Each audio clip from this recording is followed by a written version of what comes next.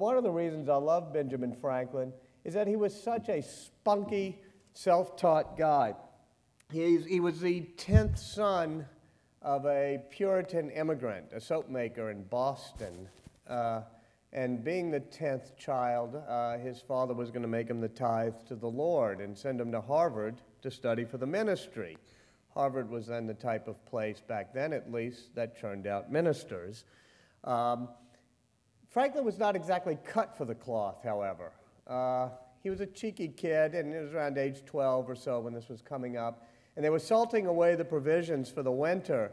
And young Benjamin said to his dad, "Why don't I say grace over him right now, once and for all? We can get it done for the year, and we won't have to do it again." So his father decided it'd be a waste of money, as indeed it would have been, to send him to Harvard, which was probably the best thing for him, because he was able to develop an inventive, experimental, practical mind and teach himself. He got himself apprenticed to his older brother at the print shop in Boston and the newspaper there, and decided he was going to teach himself history. So he read Plutarch's Lives and St. Aquinas and Defoe, all those books you and I were reading when we were 12 years old, and came up with a real feeling that history is made by people, the real theme of Plutarch's Lives. He also wanted to become a writer, so he pulled down from the shelf the volumes of The Spectator, which was a great London magazine of the time, from his brother's print shop in Boston, and he read the essays of Addison and Steele, and he'd take notes, and then put the notes aside and mix them up a bit, and then go back to them a few days later and see if he could recreate the essay, and then compare it with the original and correct it where he hadn't done as well. He said, but every now and then I'd compare it and find that maybe in a few particulars I had done just as well as the original authors, or even a little bit better, and it made me think that I could become a tolerable writer. Well, not only does he become a tolerable writer, but he becomes the best, the most popular, the most accessible, and certainly the funniest writer of the century in America, the 18th century. And he develops a sort of spunky conversational style of humor, which becomes quintessentially American, a style of humor in which characters sort of play that fake, naive role, but poke fun at the pretensions of the powerful and the elite, sort of the Mark Twain, Will Rogers. You can see it throughout our history. Of course, he wanted to do that and use it in his brother's newspaper, but some of you may know how older brothers are, and this was quite jealous. James Franklin did not let him write for the newspaper. So Benjamin Franklin disguised his handwriting, invented a pseudonym called Silence Dogood, and here he is at this point, 15 years old, a very spunky and sort of ill-behaved young lad in Boston. Never had left the city, never been out of the city, but he's writing under the pseudonym of a widowed woman living in the countryside of Massachusetts who had been married to a minister and was being courted, somewhat ridiculously, by another minister. And it's a triumph of the imagination. But you also see in these Silence Dogood papers, letters that he wrote for his brother's newspaper, all the sort of values and ideas and virtues that become what Franklin tries to imbue in the American character. The very first Silence Dogood, she introduces herself and she says, I'm exceedingly jealous of each of our rights, and I hate any form of tyranny. Any trampling of our rights makes our blood boil exceedingly. That's why we're Americans. And then in his funniest Silence Dogood, he attacks Harvard because his friends were starting to go there, and about being the type of place that only turns out dunces and blockheads who know how to enter a room genteelly, and then she notes it's something that they could better have learned just by going to dancing school. And there's a wonderful ad about 4 or 5 weeks into Silence Dogood's run, in which there's an ad that says, if anybody knows the identity of Silence Dogood or how we can reach her, please tell James Franklin, the printer within, or something. But finally he figures out it's his brother. And to cut to the chase, they don't get along all that well, and he runs away to this wonderful town of Philadelphia. Probably the most famous scene in autobiographical literature, he wanders into town, lands on Market Street, bedraggled, wet, walks up Market Street. He's only got a few coins in his pocket. He uses one of them to tip the boatman, another to buy those 3 puffy rolls that are sort of the famous icon of him coming into Philadelphia. He gives one of the roles to a poor, hungry woman who was on the boat with him. And he says, by the way, when you're very, very poor, you tend to be more generous than when you're rich, because you don't want people to think you're poor, and so you just pretend to be more generous. And that, to me, is quintessentially Franklin, because here he is caring about his image, but somehow the image and the reality all blend together. A very generous man, a man very into philanthropy, caring about what it's right to be virtuous, but also giving the great appearance of virtue. And he even develops a list of 12 virtues, because he's intent on creating something that they didn't have in England, which was a really solid middle class of upstanding and successful tradesmen, artisans, shopkeepers, printers, and stuff, who would be the backbone of a new society and of a new democracy. He very much believed you couldn't have a democracy unless you had a stable middle class. And so a lot of what he writes is there to inculcate virtue, as he puts it, in the middle class. And he wrote the first great self-help, How to Succeed in Business book, which is half a How to Succeed in Business, the other half being sort of a How to Win Friends and Influence People. In fact, Dale Carnegie and Stephen Covey, the two great gurus of the How to Win Friends and How to Succeed in Business genres, both truly cite Franklin and use Franklin a lot in their works. And in doing so, Franklin lists the 12 virtues that the tradesmen of Philadelphia should have and that he should have. Industry, frugality, diligence, that sort of thing. And he marks them on a chart. He's a very methodical man, and wants to see each week, can he conquer and master one of these virtues. He puts a little mark every time he fails. He said at a certain point he had put so many marks and erased them that he was eating through the paper, so he transfers it to a slate so he can wipe it clean each week and try again each week. And finally, he comes up with a good clean slate of having mastered these virtues. That's where the cliche comes from. And he shows it around to his friends in his discussion club and his friends in Philadelphia. And one of his friends here, a Quaker, as he put it, kindly informed him that he had left out a virtue. And Franklin says, "What's that?" And the friend says, "Humility. You might want to try to practice that one." And Franklin, being wry and somewhat self-deprecating, of course, puts humility as the 13th virtue on his list. He said, "I was never able to conquer that virtue. I was never really able to master it. But I was able to give the appearance of humility. I could fake it very well."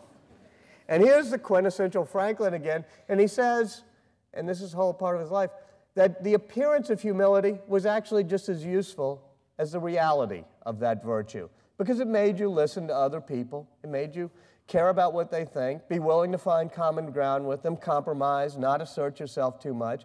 And that was the essence of what we needed to build a democracy here. And I often think when I was at Time magazine, right after the Bush election, I went down to Crawford because we were interviewing him and stuff. He went on and on about the need for humility in foreign policy. Well, I mean, I can understand after 9/11 the need for a more aggressive foreign policy, perhaps. But I do feel that if he could just learn a bit from Franklin and they could fake a little bit of humility in the foreign policy, we might have the support of our allies just a little bit better.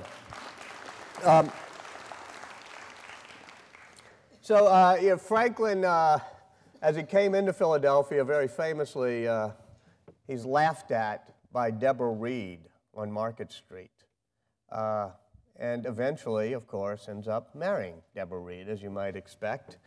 It was a common law marriage because she had been married once before and her husband had run away. But it turned out to be a very practical, pragmatic marriage. He said he could have sought a wife who brought a big dowry and some money into it, but instead he got something far more valuable, which was a frugal, industrious wife who could be his partner and help run the print shop and stuff. They were about as different as you can be, and one of the things that attracted me to Franklin is that he's got real flaws. This is a flesh and blood person, so you're not dealing with George Washington in marble. You're dealing with a person who you can say, gee, we can learn something from him, and including how he wrestled with some of his flaws, because his marriage was not very romantic. It was not very passionate or deep, but it was very solid in terms of being a partnership. As far as I can tell in my research, She sees him on Market Street that first day. Eventually they get married. She lives on Market Street. He rents rooms in her mother's house. They eventually rent a house of their own. Then they build the house on Market Street, which all of y'all have probably seen. As far as I know, she never spent not only a night away from Philadelphia, but a night away from Market Street her whole life. She hated to travel. He loved to travel. When he became a successful printer, those of us at AOL Time Warner can relate to this, he felt, he had a printing shop where he wanted to franchise it. So he built printing shops up and down the colonies, so he had a chain of them in which he had a 50% equity stake. He needed the content, so he had the newspaper he started, then started a magazine, distributed the content, and had it sold through the various printing shops. Invents Poor Richard's Almanac, mainly because he wants to sell books. As he puts it in Poor Richard with all those famous Poor Richard's maxims that are designed to help tradesmen, early to bed and early to rise, something he never quite followed his life, and penny saved is a penny earned. He said, you may think I'm doing this to help create virtue among our great tradesmen and give them the advice on how to succeed, which of course was half true, but he said, but in reality, the reason I'm doing this is because my wife is threatening to kick me out of the house if I don't make some more money with all of my preachings, and so, and all my contraptions and rattling traps, so I'm doing this almanac, and I hope you'll buy it and save my marriage. So he's kind of funny about it all, but he has this wonderfully practical marriage. We're wrestling with a real human being here, including his son. He had a son, William. Illegitimate son, William, born right before the common law marriage starts. But unlike most men of the day, he takes total responsibility for William, brings him in, raises him, educates him, whatever. They have a very loving, close relationship, but William begins to become aristocratic, especially when they go to England, where Franklin is an envoy for this colony trying to fight the Penn family taxation policies. And Franklin is a firm believer in the middle-class shopkeeping values and doesn't want a class system brought into this country. His son William, however, becomes aristocratic, fancy, wearing wigs, carriages, hanging around with the dukes and the earls and stuff. And in fact, I think, most scholars think, one of the motives for the autobiography, the scene I talked to you about of him straggling into Philadelphia, that autobiography begins with two words, dear son. And it's a remember your roots, remember where you come from. Remember that we're trying to form a new nation here based on people proud to be workers and proud to be shopkeepers, not proud to be part of a non-working aristocracy.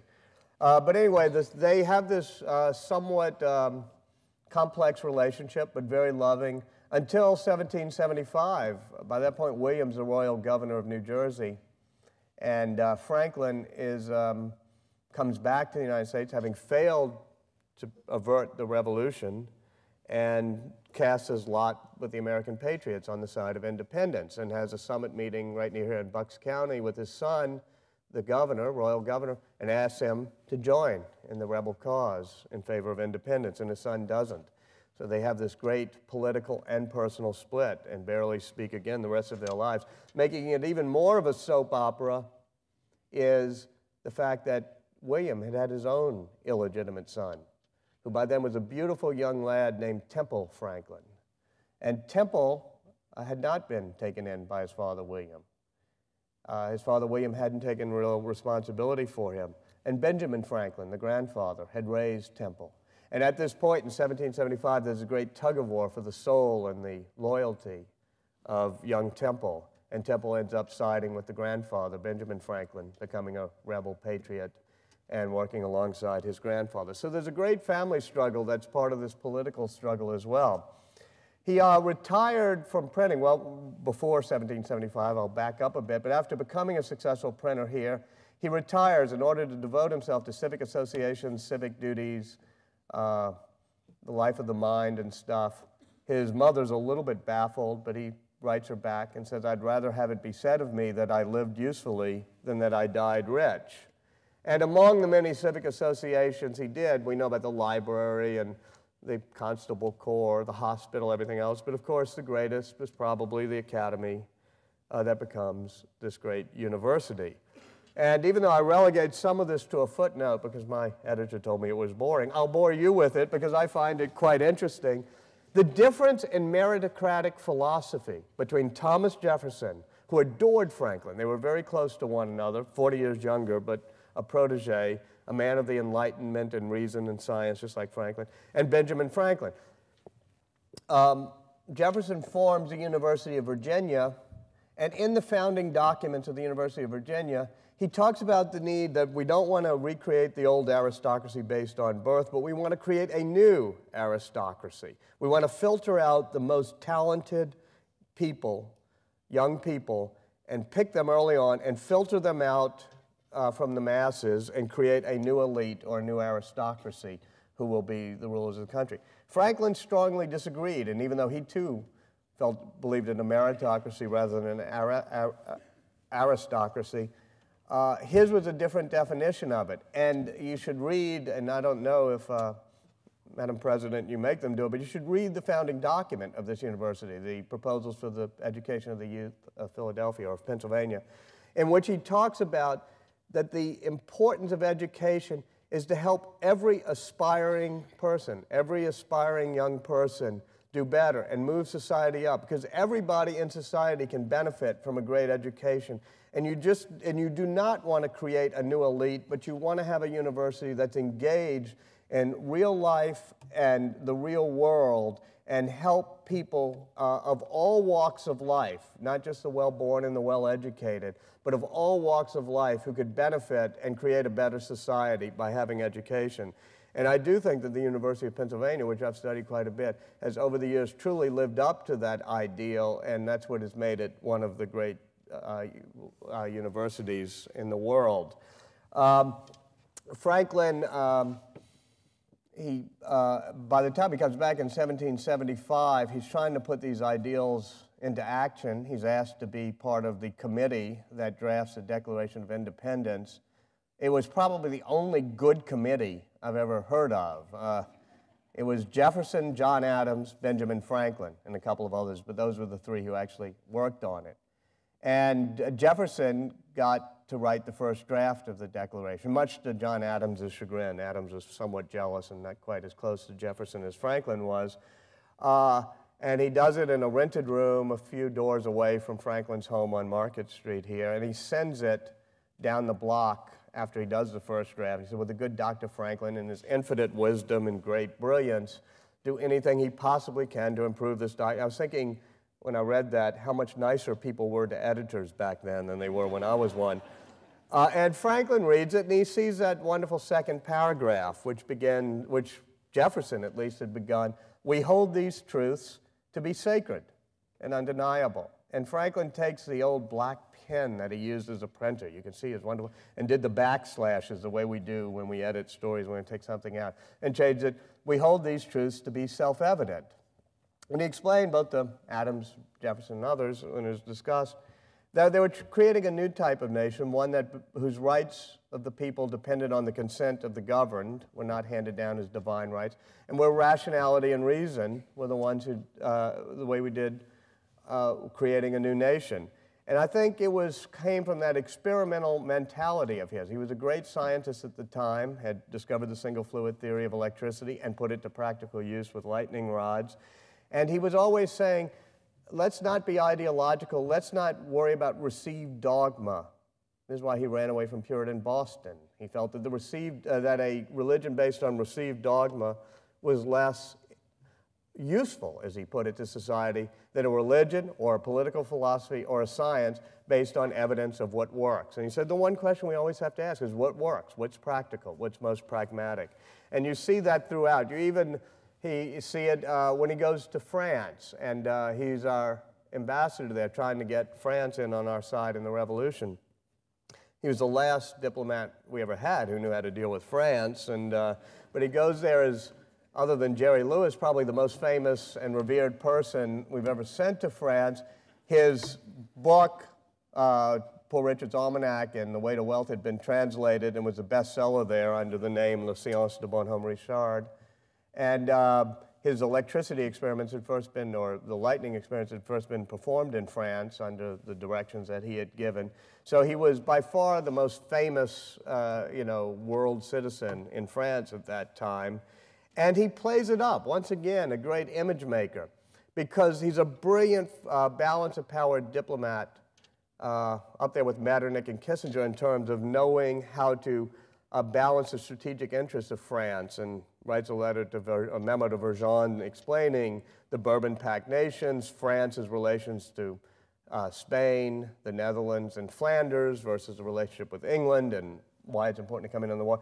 But he knew, unlike this administration, that the strength of our foreign policy not just comes from asserting our strategic interests, but also holding true to our values and the people sharing our values around the world. So he wants people in France to share the values. He sets up a printing press and prints the Declaration of Independence and the other great documents they had done and distributes them throughout France. And he also knows that they're revering liberty, equality, Rousseau's natural rights, and Rousseau's natural man. And so he almost pretends, as somebody who's never really lived anywhere other than big cities, Philadelphia, Boston, and London, to be the frontier philosopher and the frontier sage. Instead of wearing the powdered wigs and the ceremonial robes, he arrives in Paris for his great meeting on the steps of the Académie Royale with Voltaire. He's wearing a fur cap and a backwoods coat, a fur cap he had picked up on his one trip out to the frontier.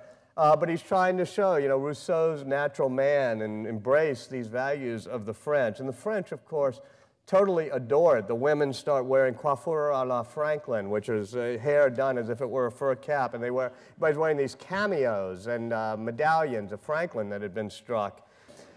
But he finally gets France in on a side on the Revolution, a very important thing. They supply 90% of the gunpowder. He recruits Lafayette, who has more French troops at the decisive Battle of Yorktown than Washington has American troops.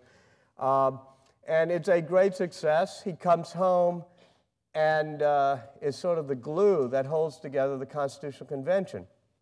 Many of our founders were men of great principle, unbending, unyielding in terms of the principles they believed in. John Adams, Sam Adams, among others, and others were great, noble, revered figures, almost unapproachable, like a George Washington. But what you also need in a great leadership team is a person who actually makes it all work and pull together. As they were pulling apart in that hot summer of Philadelphia, 1787, and they were about to come apart on the big state, small state issue, proportional representation, single representation by state. Franklin finally gets up. The Connecticut Compromise had failed, whatever, and it looked like it was all going to come apart. He gets up and he makes the motion for having a House and a Senate, and just dividing it.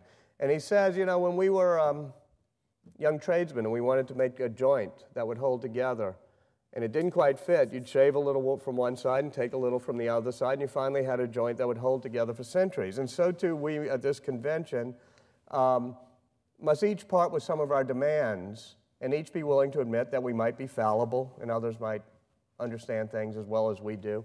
Say he was 40 years older than the average age of everybody else there, twice as old, and he said, the older I get, the more I realize that sometimes I'm fallible, which is why I'm willing to compromise. And he said, compromisers may not make great heroes, but they do make great democracies. And in the end, he's able to get everybody, or almost everybody there, to agree to the compromises, line up and sign the document. That's when he makes his famous statement about the sun on the back of Washington's chair and saying, I often wondered whether it was a rising or setting sun, and now I know it's a rising sun. And he comes out into the streets, right near the State House, and Mrs. Pownell, a grand old lady of this town, says, what have you wrought in there? What have you given us? And he says, a republic, madam, if you can keep it. And he really was the one who believed that it was up to the people to take a true democracy and keep it strong. The one thing that they compromised there, and that was a compromise in Franklin's life for a time, was the issue of slavery. And when you deal with the founders, you got to wrestle with the issue of slavery. When you deal with this country, you have to wrestle with the issue of slavery, which is why it makes Franklin all the more interesting, because he wrestled with it badly. He had owned 2 slaves for part of his life. He'd allowed the newspaper here that he had, the Pennsylvania Gazette, to carry advertisements for slavery. And he realized after a while that in a lifetime spent fighting tyranny, and any trampling of the rights of any of my fellow citizens makes my blood boil exceedingly, as Silence Dogood had said at age when he was 15, that he had compromised himself and he had done wrong. And of course, he had freed his slaves, insisted his family do so, But you know, even those of you in Philadelphia have to realize that 10% of this city in 1787 were slaves. It was not just something of South Carolina farmers or whatever. And so the last thing he does at age 82 or 83 is he becomes president of the Society for the Abolition of Slavery. And not only that, it's not just the abolition of slavery, but he realizes that with 700,000 slaves out of a population of 4 million, you have to have schools and employment opportunities. And he forms all these committees and subcommittees to try to create the groundwork for abolition and to allow the integration of a new economy and a new society. He makes a great impassioned plea to Congress to abolish slavery. And a Georgia congressman gets up and lambasts him, just eviscerates him, and makes a speech about how abolishing slavery will destroy the economy, and plus we've brought people from Africa over here and it's to their advantage, they learn Christianity, that sort of thing. And Franklin, on his deathbed, wrote the last piece he ever wrote and published. And just like the very first piece he had written 70 years earlier, As Silence Do Good, it was a parody, it was a hoax. It was a speech that he said he had found that had been given 100 years earlier in the Divan of Algiers, the Algerian parliament, by a leader in Algiers, who was defending the need and the right and the morality of enslaving white European Christians to work in Algeria, and how it helped them to see the light of Muhammad and how it helped the economy. And it was scathing and brilliant and funny, and it ridiculed and humiliated Congressman Jackson of Georgia. And it became one of the first, one of the founding documents, really, of the abolition movement. It was that tolerance and that notion of admitting he was wrong and might be fallible that, to me, is the most important thing he gave to our nation, because it was not something inherent in either the Puritan doctrine or in Jonathan Edwards or Cotton Mather. It's not necessarily inherent in our life today. And it's certainly not inherent in our world today, the notion of good-natured religious and tribal tolerance. In fact, the problems we face in this century, the same as they faced then, and it still needs the type of virtues Franklin had. During his lifetime in this city, he donated to the building fund of each and every church erected in the city. And when they built the new hall, right next to Carpenter's Hall, which was supposed to be a venue or place that itinerant preachers could come, he wrote the pamphlet to get people to contribute. And he said, even if the Mufti of Constantinople were to send somebody here to preach Mohammed to us, we should give that person a pulpit and we should be willing to listen. And just before he died, he was the largest donor to the Mikveh Israel Synagogue, the first synagogue here in Philadelphia.